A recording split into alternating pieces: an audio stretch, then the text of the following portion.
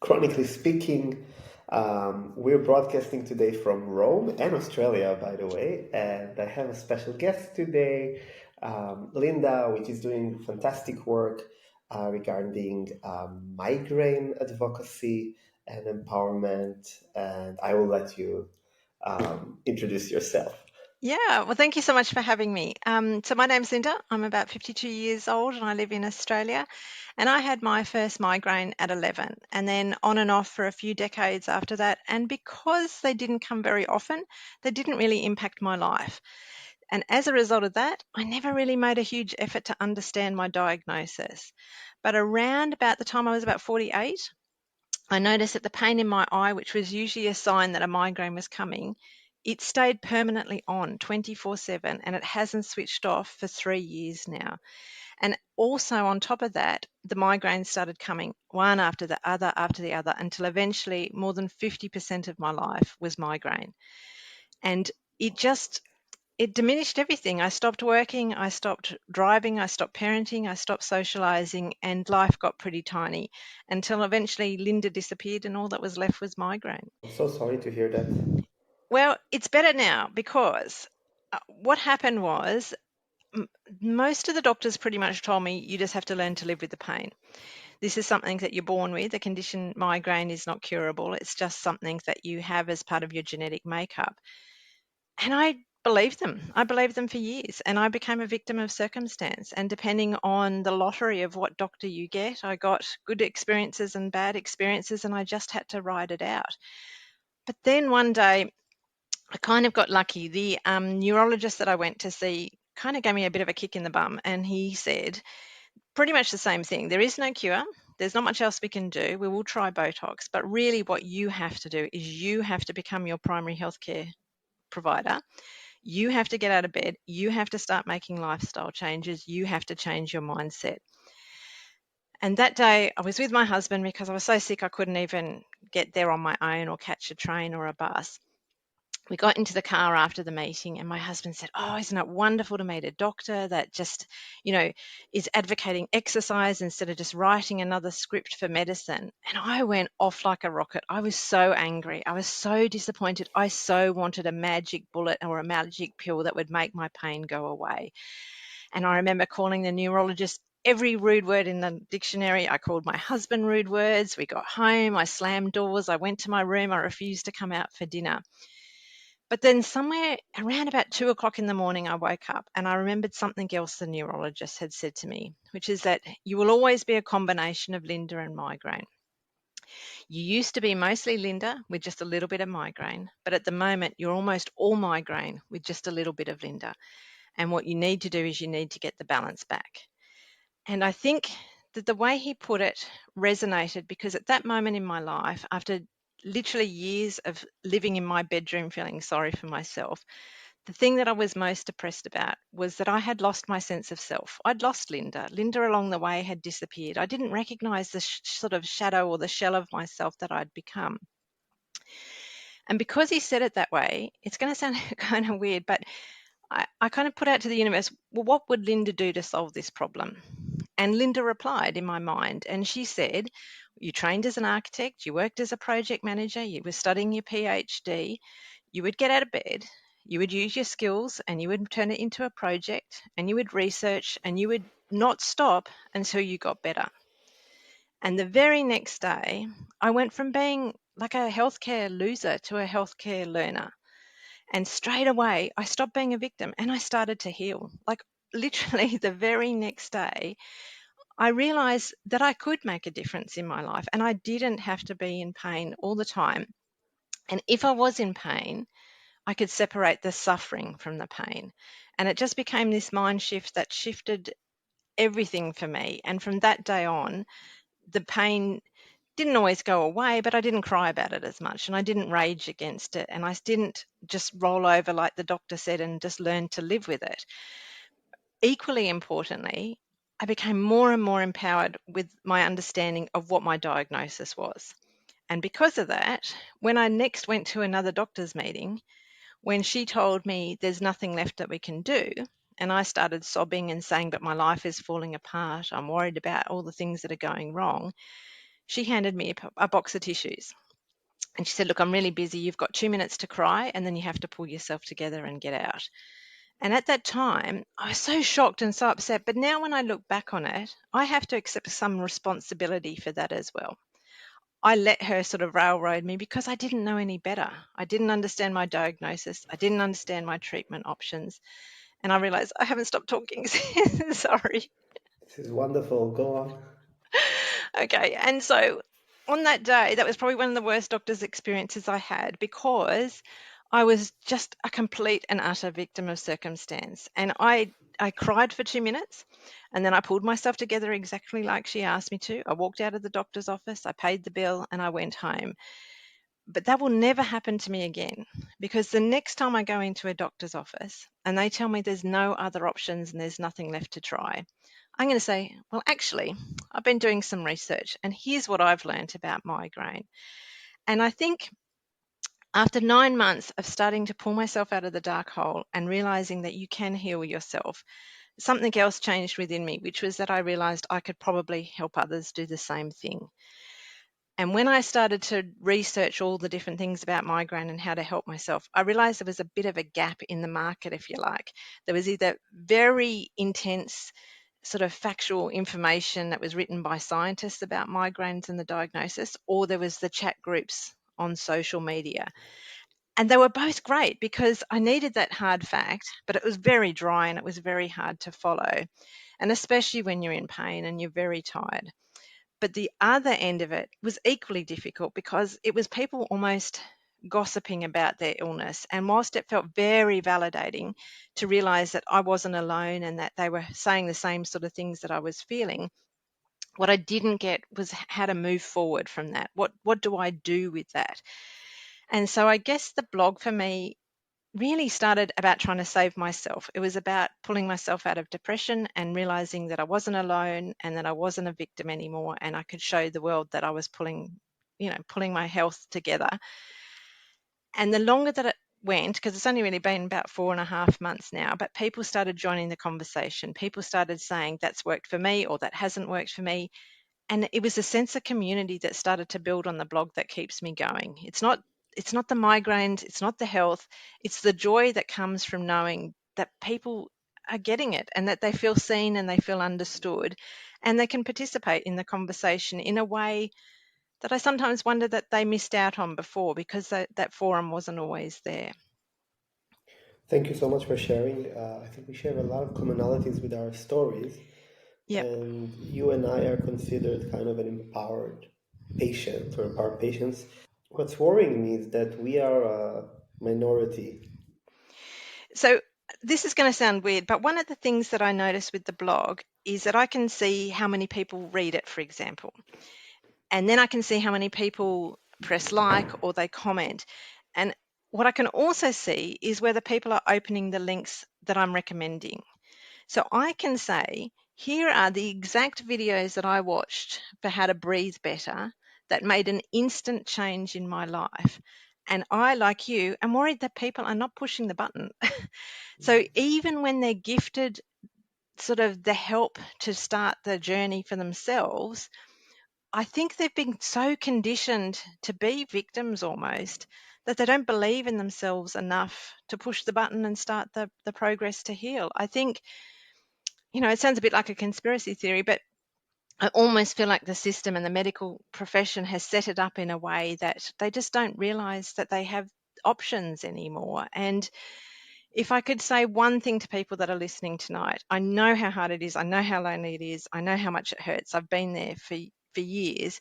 It's, if you can do one thing tonight, it's plant the seed of hope in your heart, because I promise you that you can get better. If I can do it, a frumpy old 50-year-old lady can pull herself out of bed and make a difference and literally go from a migraine every single day to being able to now go back to studying my PhD, go back to parenting, go watch soccer matches and do all of those things. You can do it too. If I can, you can. So plant that seed of hope and really, really believe it though. And don't listen to other people. Believe that you can heal, because you can. And I think the other thing I would really love people to know is that when you talk about healing, it doesn't mean that you will be 100% pain free. because to be human is to hurt. Like, I'll get rid of the migraine tomorrow, but tomorrow I'll stub my toe or I'll break my heart. That's just part of what it is to be alive.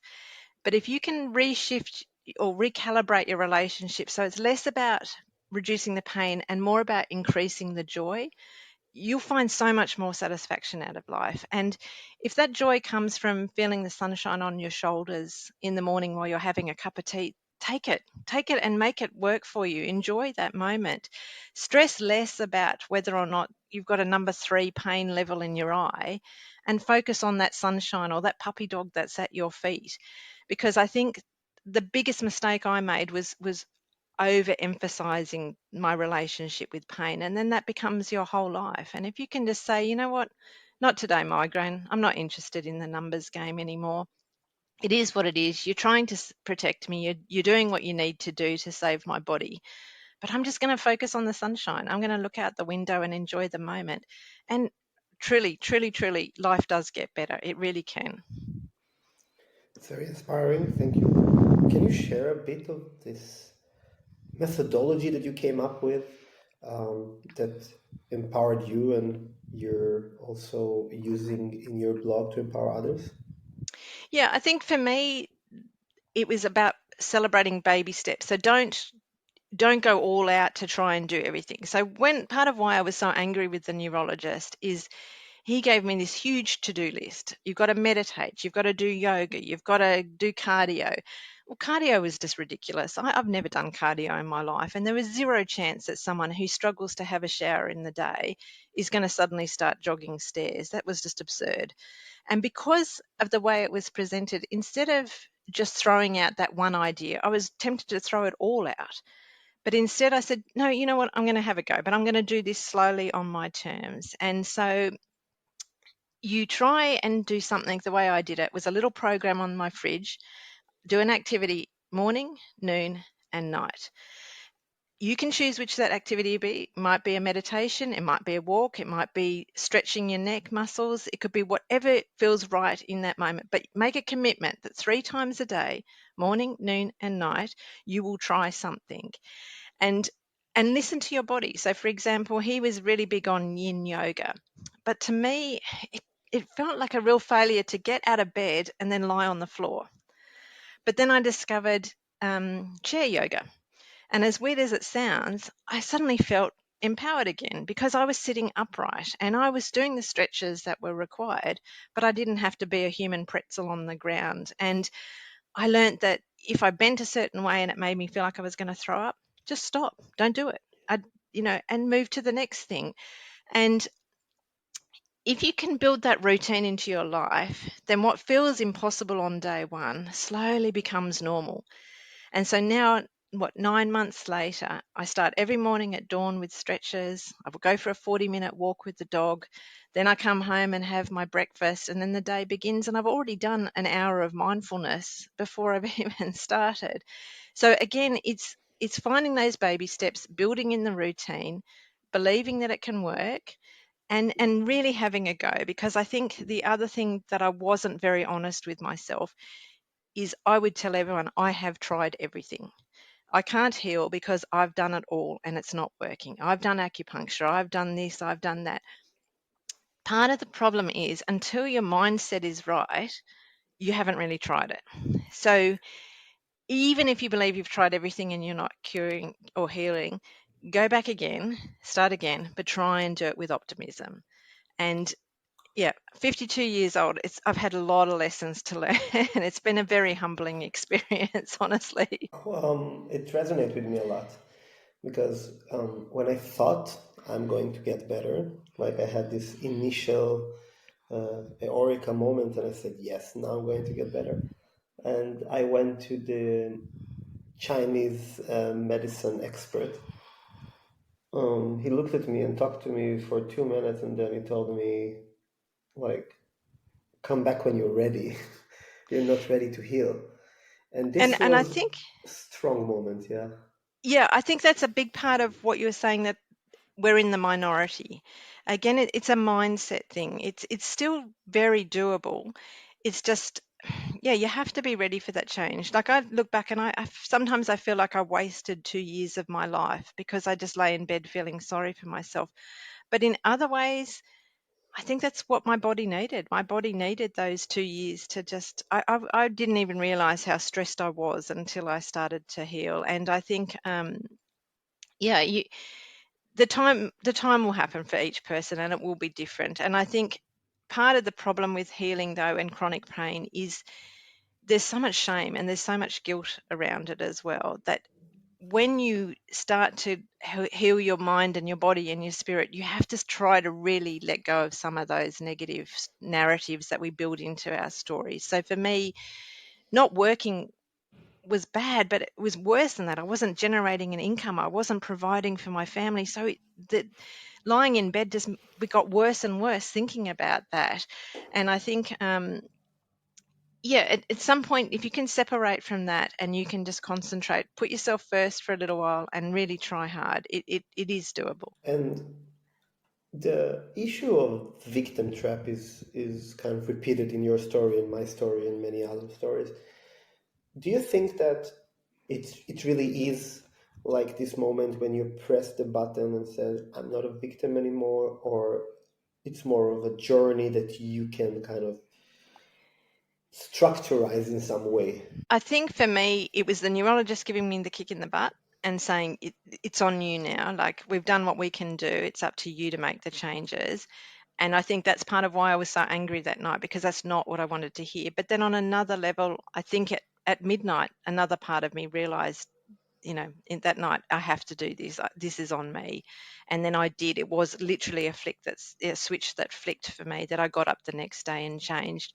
And I think part of the problem is that again is I can feel it in the blog sometimes. I can feel people reading it saying, oh, it didn't work for me and it won't work for me and it will never work for me. It is really heartbreaking to be reading this stuff, because I don't know how to tell someone. I don't. I tried tough love. I try to give them heaps of advice, but at some point they have to make that decision, I guess. And I'm very careful with how I word things, because I would never call other people victims. I can only call myself that, because I know that was my label.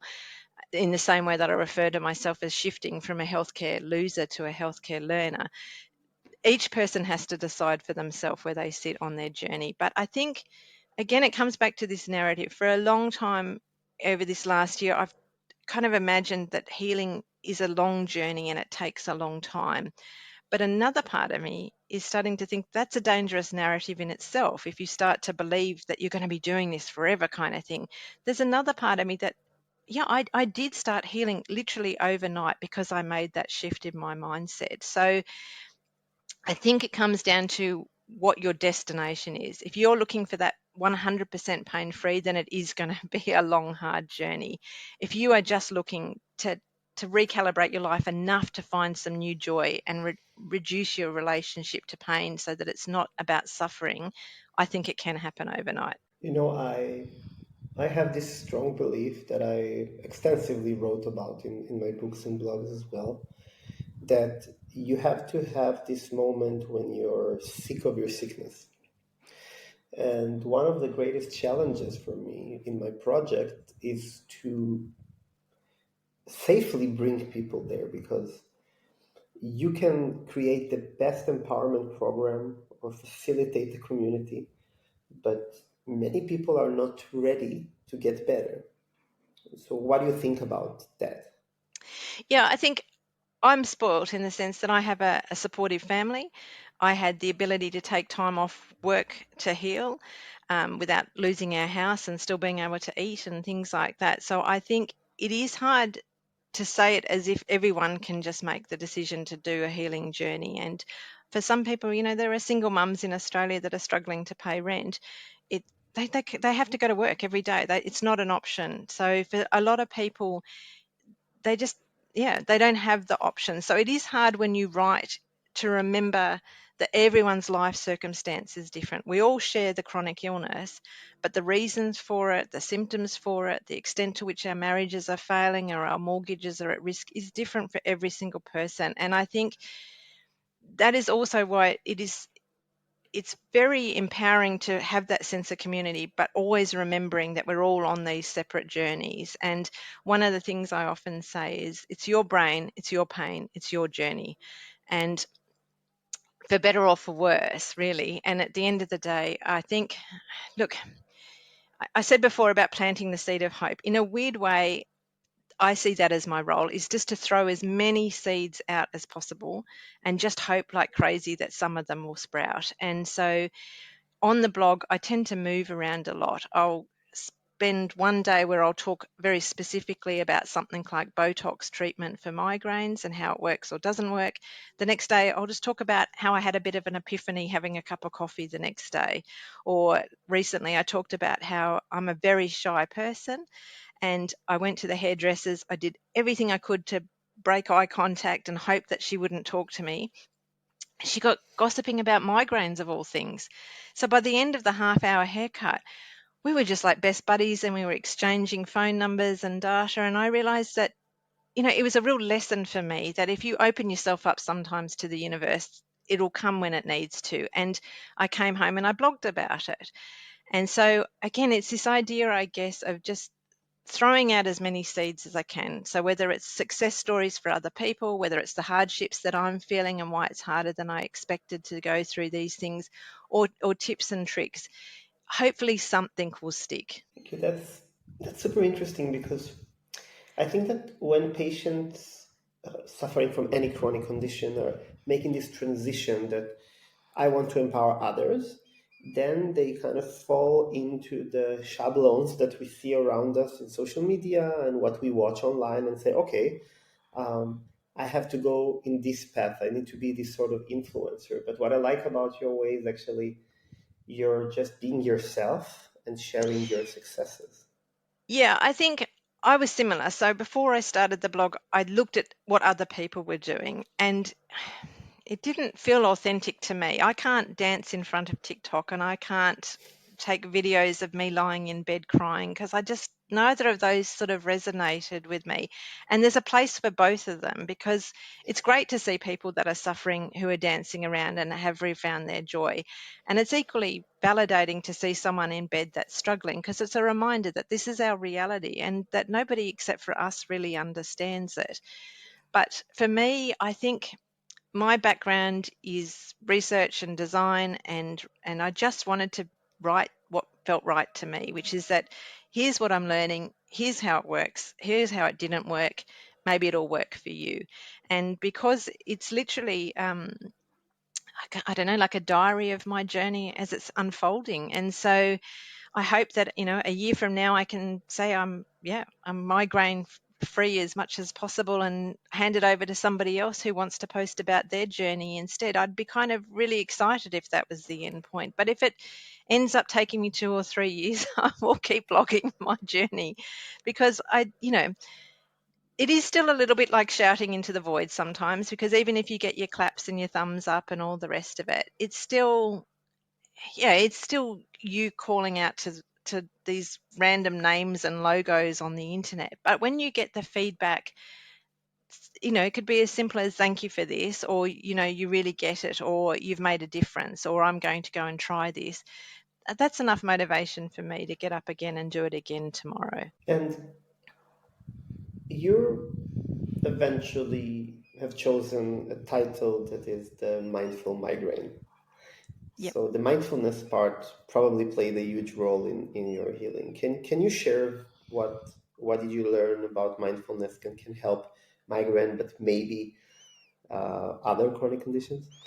Yeah, I think this is going to sound really weird, but my brain was always my superpower. So I was a little bit of a smarty pants at school and a nerd, and I almost was a brain on a stick. My body was just a vessel to carry around my brain, basically. And I'm not no genius by any stretch of the imagination, but it was my kind of asset. It's how I got through life was through my brain. And as a result, I paid no attention to my heart rate, to how I breathe, to how I sit at my desk. And it was only when I started learning about mindfulness that I realized I'm a hunchy, scrunchy kind of person, that I'm always bent over and that my face is always frowning, and that I'm always carrying so much tension in my neck because of the way that I hold my body, that I started to kind of understand this sort of mind body relationship. That if you're hunchy and scrunchy, your pain brain, whether it's a migraine or a chronic pain brain, it does like a welfare check, and it scans your body. And if it finds that you're hunchy and scrunchy and frowning your face and feeling sorry for yourself, it thinks something's wrong. So it starts, if it can't find something wrong, it almost invents something wrong. So the way I look at my pain brain is it's like a smoke detector. And it's meant to wait until the chips catch fire and the kitchen curtains are ignited. But for my pain brain, all that had to happen is a little whiff of burnt toast and it would go wailing. And so part of mindfulness is just being in your body and your mind to realize that my ideas are going catastrophic into pain mode, and anxiety is getting the better of me. I can now feel my heart rate changing. I can feel my stomach getting butterflies. I can start to regulate the rate at which I breathe as much as possible. It's not always manageable if I get stressed, but enough that you can become mindful of the fact that there is this really strong connection and that your brain is always looking for signals. So why not send it positive signals instead of negative ones? And I think meditation helps. I'm not great at it, but it has helped. Um, Things like Qigong and Tai Chi, anything that's slowly moving your muscles and you're thinking about the way that you do it. But I've also found that dancing is great. If no one's home, I just put some music on and I dance around the lounge room and I feel better instantly. And I think there's a bit of criticism at the moment that mindfulness has become a bit of a fad, and that it's been hijacked by influencers and others who are just making a quick buck off the idea of it. And I kind of get it. And the other feedback that I get is that we've kind of culturally misappropriated some of these ideas, that we don't own yoga, we don't own Tai Chi, we don't own meditation. And in fact, meditation was supposed to be a spiritual activity, not a healing your health activity. But I get all of that, but I don't totally buy into it, because if anything will help me understand my body and my mind and make me feel better, I'm doing it. So I'm sorry to all the people if I've stolen your yoga moves and I'm not doing it right. I feel better, so I'm going to keep going. I'm writing in my book about the fact that I've became kind of a consumer or a client in a giant supermarket of healthcare, and I'm just picking things off the shelf that I think that can help me. And though I really accept what you're saying, and I kind of agree that we have commercialized mindful practices, but if they're helping, it's great. My only criticism would be that, at least in the landscape that I've been around, like I'm traveling a lot and I haven't been to Australia yet. It's one of my dreams, but it's very prevalent in Europe and the US that um, when you are trying to participate in those activities, not at home, but in a studio with a chronic condition, there is a big sense of ableism that is around, because it's not always about mindfulness or healing. It's sometimes about the coolness and fitness aspects of it. Yeah, So so yeah, I agree. And that's what I was joking about, the idea of when I first started yoga. I'm not a pretzel lady. I can't bend and stretch the way the people were doing. So I just didn't go to the classes. I watched them online. And and that would be my advice again to people is, if you can't do it, don't panic. Just find a way to do it your way. And so the Tai Chi thing is similar. I thought about joining the people in the park, but they moved with such authority and such confidence that I don't have that. I've been in bed for 2 years. I don't have core strength. I don't have balance. I don't have the confidence that these people do who've been moving their bodies for so long.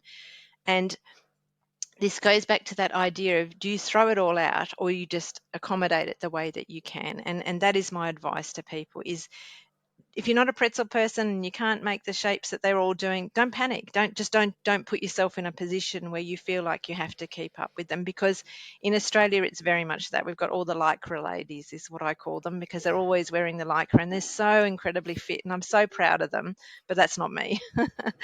And so, but I can still promise you that I get the benefits in a different way to what they're doing. So perhaps they're getting it because it's a social activity, or because it's something to do with the class structure that they can.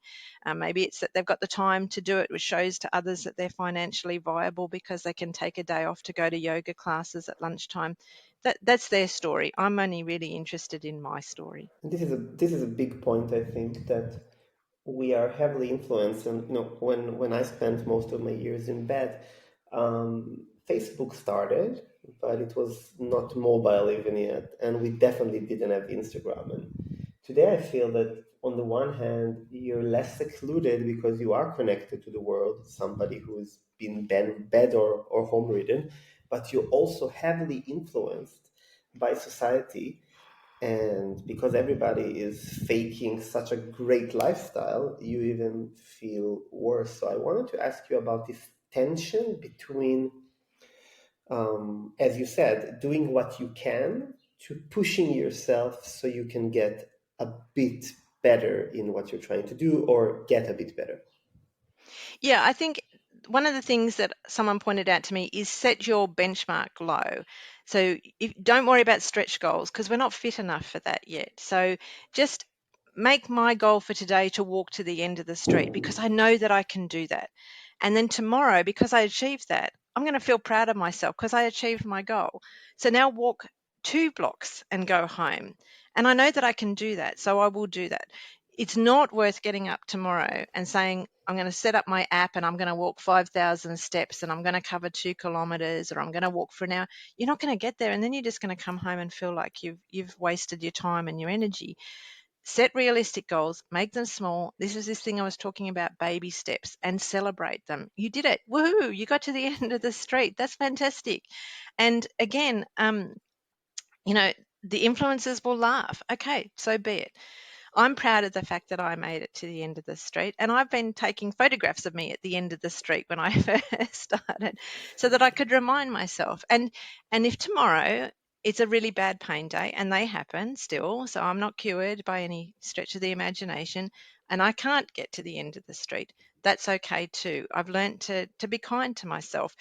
But what I will try to do is still walk a lap around the bedroom, do something that kind of maintains the routine, so that the next day when I am feeling a bit better, I'll get back up to the end of the street, and then I'll do the 2 blocks, and then I'll do the 3 blocks, and I'll build it back up again, because chronic pain is cruel. It's a nasty, whichever way you do it, it steals a lot from you. It steals your confidence, it steals your time, it steals your energy. But if you just keep trying in these small baby steps. I heard a phrase the other day, which is inch stones. So instead of milestones, you aim for the inch stones, tiny little baby steps. And I am here for it. I love it, because when I was at my sickest, that was all I could achieve, were tiny little baby steps. But if you, and this is where it's hard, because you can build up a sense of community online and all the rest of it, and you can have a loving family and you can have people that believe in you. But really, at the end of the day, you have to believe in yourself and you have to celebrate yourself, because sometimes I remember coming home from my 1 block walk, and I've got 2 teenage daughters and they didn't care. And my husband would give me a kind of a cursory thumbs up, but even in his mind, it was pretty lame. But for me, it was epic. I'd done so much more than I'd done yesterday. So just again, it doesn't have to be lonely, but you have to have the pom-poms out for yourself, because sometimes nobody else will. And that's not because it's anybody's fault. It's just that's the nature of life, because nobody fully understands it except the people that are going through it. So that would be my other advice, is if you can find even just one other person that you can have a cup of tea with every now and then, who does get it, who has either had it or has enough of a relationship with pain that they can understand you, it just makes life so much less lonely. And if you can't find that, because for some people they can't, then try and find someone online that you can talk to or listen to, so that you know that you can keep going and you can keep trying. Because at my darkest, I believed that I was the only person in the world that could possibly having this much pain every day and still be alive. And so I think, and now I look back on it, and I'm so far from being alone. Like people come on my blog who say they had a migraine every day for 7 years. Like mine was 2. I cannot even imagine 7 years. So, I think, again, with the narrative, if you can tell yourself that you are so much stronger than you imagine, you are so incredibly resilient because you got through today and you're going to get through tomorrow. But at the same time, this tension you're talking about. Don't lean into that either. Like, be resilient, be a super warrior, be strong, but don't accept that as your future either. So congratulate yourself for getting through today, but don't kind of wish that on yourself for tomorrow, if that makes sense. Absolutely. And I think it has to do a lot with routines also, because when I freestyled it, these baby steps were more harder to achieve than if, as you said, you make one lap across uh, your living room, or around your living room, or you go around the block. When I had a daily routine, and I called it the rehabilitation hour, it was from 6 to Yep. 7 because in Israel it's very warm and the weather allowed it back then. So for me, it doesn't matter if I walked 100 meters or I managed to walk the kilometer. It was something that really contributed to my self-cheering, as you mentioned, and it builds up. It builds up, I think, resilience and the sense of ability. So, how would you recommend people with chronic pain or chronic illness, or that are bed or home ridden, to start developing those routines? Yeah, I think in a weird way, I think of it almost like a traffic light system. So the green, the amber, and the red. And you can turn it around which direction you want to go. If you want to start and say, I am so unwell at the moment that getting out of bed is a chore, then start with tasks that you can do in bed. Bring your laptop to bed, learn how to breathe better.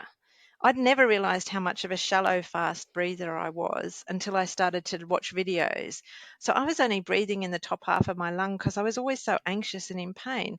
When I started to take deep breaths, it sounds so weird, but I started to have a new lease on life because I was actually getting oxygen into my body. You can do that in bed. You can watch a video on how to meditate or listen to a guided meditation. You can, learn how to stretch your neck muscles, for example, or find about the pressure points that are in your hand or around your eye and your temples. And you can do that in bed. That can be the first part of your routine. And you can say, I'm going to do this for a whole week. I'm going to learn about these things, and I'm not even going to have to get out of bed for it. And then when I'm ready, I'm going to do the next step, which will be walking around the block. It'll be stretching out on the ground. It'll be trying chair yoga. And then when I'm ready, I'm going to do the bigger stuff, which is I'm going to maybe try a gentle jog. But for me, that will never happen because it jiggles my head and I'll never be okay with that. But you just create almost like a string of beads and you work your way along the line. You don't need to be at the end today. Just start at the beginning with the little tiny manageable things and eventually you'll get to the end. Or you won't. You'll get to a place of greatest comfort that helps you heal, and that's enough. That's really inspiring. Um, I felt very lonely, not only as a patient with chronic illness, but also as somebody who is trying to help others. Like, you feel very lonely. It's like you're on the top of the walls screaming, or the top of the tower. And it really resonated with me that eventually the people that manage to kind of escape this vortex of miserableness um, share some sort of same methodologies. Like, we all came up to this from different directions, but we share a lot Yep. in common. Yeah. And I think that eventually, once you convinced yourself that you are able to do something that you didn't think you could do before, then the sense of ability is kind of exponential in a way. Because if you told me a decade ago that I will sit now in Rome after being in 5 countries in the last 2 weeks, speaking, empowering others, I would really think that you're hallucinating. But it just happened because, like, first few steps, the first kilometer, the first steps, literally to climb up and so forth. Look, the way I look at it is if I can pull one person up, just one, then that person might pull one person up. And then I kind of imagine in my mind this huge chain of us all pulling each other up. How great would that be? So you're already 2, 3 steps ahead of me, pulling up handfuls of people. So, yay, you. I'm 2, 3 steps behind, but there's 2, 3 steps behind me are others. And I think that's part of the power of what we can do is we're not talking from on high in academia, in textbook land, and doctors all, pontificating on the world. We are saying we have lived experience of this. I know how you feel. I'm just a fraction further ahead than you are. And if I can do it, you can do it. And I'm going to pull you up. And then when you're feeling better, you can pull someone else up. And then we'll all keep pulling each other up. And it's almost, I don't know if that's the right metaphor, but if we, all our little ripple effects combine, we'll create a tsunami of good health Yeah, kind of thing and good outlook. And um, yeah, we need more people like you, and we need thank people who are you. growing like me. I'm getting there. I'm getting there. I'm still very much a learner. You're a leader, just slightly different on the. We're all leaders. But it's if we just have the confidence to believe in ourselves, then once that really sinks in, you start to have the confidence to explain it to other people. But the only way you get there is through practice, like anything. And I keep sort of reminding people when we were born, we couldn't talk, we couldn't walk, we couldn't feed ourselves, we couldn't dress ourselves, we had no skills whatsoever. Yeah. This is no different. We are just learning a new set of skills in the same way that we always have. It will take time. We're going to mess it up. We're not going to get it right on day one, but we're going to get there eventually. And if we just keep plugging away, it's not going to be tomorrow, but it will happen.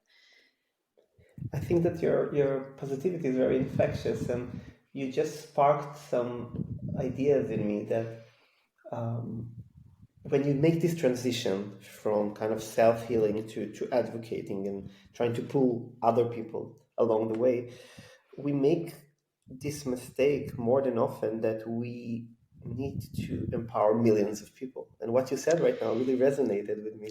It's enough Yeah, to I empower see. one person. One is enough. And I tell you why it's hard to remember because again, the format that I use, like the blogs and LinkedIn and Instagram, the places that I hang out, are very metric hungry. They're always giving you number data. This is how many followers you have. This is how many people have read your blog. This is how many people have ticked the box that they liked it. And if you get hung up on those numbers, it is really easy to get frustrated and feel like it's worth giving up. If 100 people are visiting and only 10 are signing up, gosh, my conversion rates are really bad. Is it really worth my time to be here? But that's what I was saying. Forget quantity, go back to quality. If one person writes to you and says, thank you, you made a difference, I'm going to try this. That is what you want. Don't worry about the numbers. Don't worry about how many people like your LinkedIn page. That doesn't matter at the end of the day. I know that the influencers will tell you that, and I know that the software will tell you that, but that's not the real world. Just pull that one person up and have the confidence that that one person will go on to inspire one other person. And what a great world that is. Absolutely. Thank you for this reminder.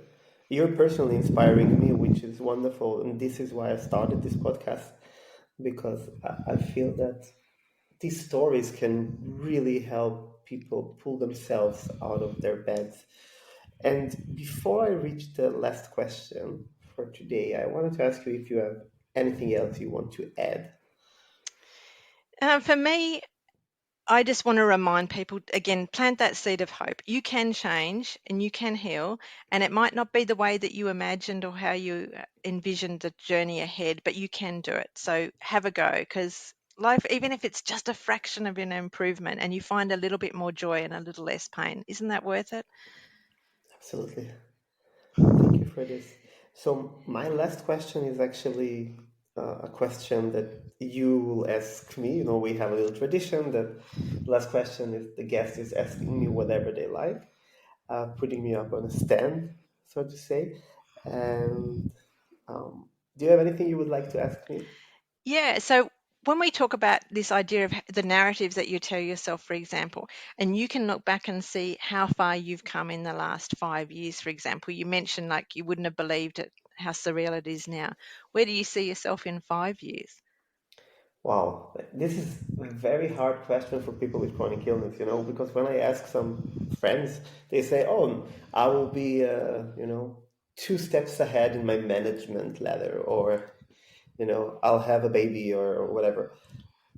And for me, I think it's always this kind of survival mode creeping in. So the survival pain brain, as I said, is Mm. telling me you'll be stable enough to not suffer as much. But my empowered brain is telling me that I think that my writings and work will reach 1 million people. And it's not out of a wish to success, it's out of a wish to empower. And my greatest wish is really to be in a position in my life that I'm in control of my illness and not the other way around. Yeah, I 100% believe that you will reach 1 million people. And I think that your surviving brain will eventually be replaced by your thriving brain, and you will achieve what you want. But again, be kind to yourself because it takes time and energy. But I believe in you. Thank you so much for your inspiration and again, infectious positivity. We really need this in our world. I know Australia is far away, but you need to spread this tsunami across the globe. I'll be doing my Um, best, but right now I'll probably go to bed, to be honest. It's nine oh, o'clock right, because and in Australia, I go to bed early. I need my sleep to survive tomorrow. for me, like in Italy, the day is just, kind of starting. Stretching out ahead of you. Yeah. Yeah. But again, Linda, thank you so much. I will add the link to your blog to the podcast description. If you want to follow Linda on LinkedIn and other social media, you'll find the links there. And again, thank you for the work that you're doing. And I'm super happy to see you out of bed because for me, this is the most important thing that people are feeling better. And I have pain right now, and I hope you don't, but we're not living the same life as other people. But to see you so positive now really gave me a lot of hope for my own future. And again, thank you so much for taking the time No, you're late more than evening. welcome. And thank you for everything that you do. You're a superhero. Thank you so much. And I see you guys next week. See ya.